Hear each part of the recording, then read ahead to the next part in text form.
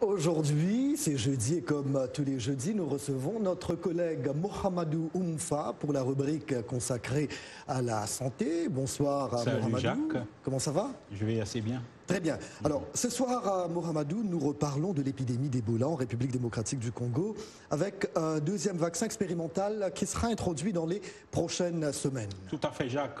Les autorités congolaises prévoient d'introduire un deuxième vaccin expérimental à partir de la mi-octobre.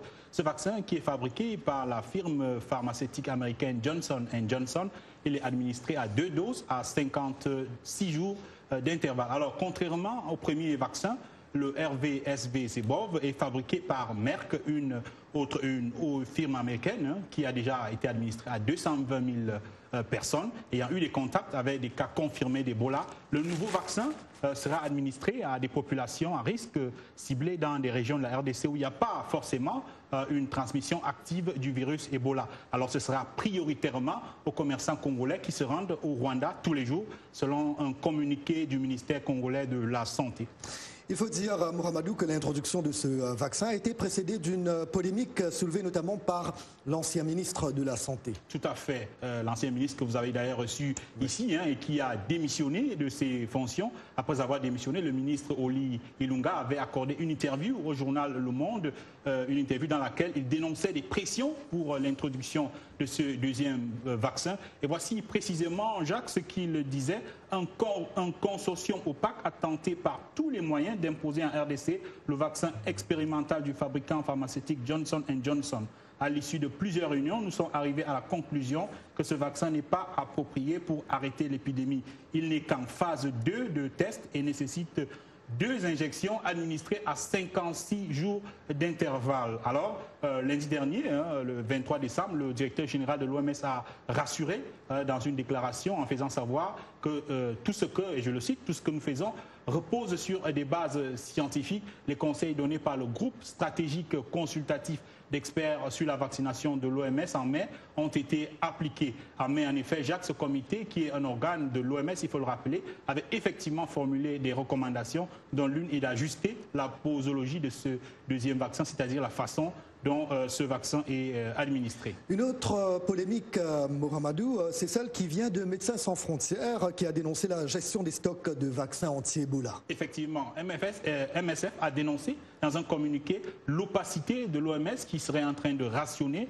le premier vaccin, celui de Merck, qui a déjà été administré à plus de 220 000 personnes. Alors selon l'OMS, des stocks de vaccins existent en RDC, mais les gens ne sont pas assez vaccinés. Une accusation qui a été balayée par l'OMS qui affirme ne pas limiter l'accès au vaccin, mais agir selon une stratégie recommandée par un comité d'experts indépendants et ce, de commun accord avec le gouvernement de la RDC. En tout cas, ce que souhaite MSF, Jacques, c'est la création d'un comité de coordination internationale indépendant qui intègre l'OMS, MSF, la Croix-Rouge et l'UNICEF pour garantir donc la transparence sur la gestion des stocks de vaccins.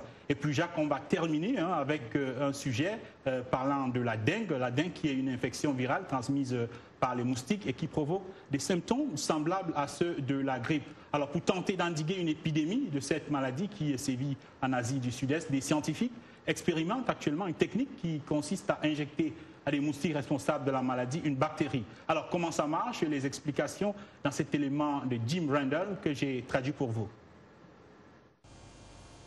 La technique utilisée par les scientifiques vietnamiens consiste à injecter aux moustiques une bactérie qui renforce leur système immunitaire, ce qui rend difficile leur infection par le virus de la dengue.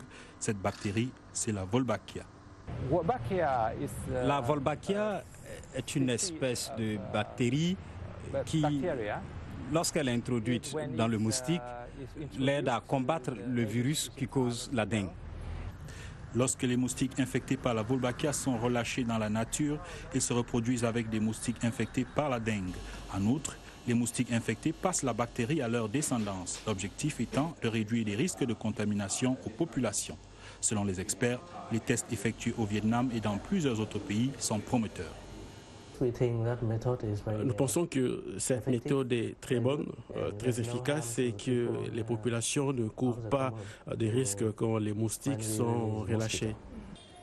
Au Vietnam, mais aussi aux Philippines, en Malaisie, en Birmanie et au Cambodge, la dengue fait des victimes. 670 000 personnes ont été infectées et plus de 1800 sont déjà décédées dans la région depuis le début de l'année. Les experts attribuent cette flambée à la hausse des températures et une nouvelle souche du virus qui se propage rapidement parmi les populations non vaccinées. Voilà, merci bien Mohamedou, vous revenez jeudi prochain. Merci bien, si vous pouvez rester avec nous sur le plateau, parce que vous savez, on va parler des vertus alimentaires des arthropodes. Ah, c'est quoi les arthropodes? Je parle bien des insectes. Ah, okay. Et voilà, eh bien les insectes sont une ressource saine et nourrissante, riche en matières grasses, protéines, vitamines, fibres et minéraux.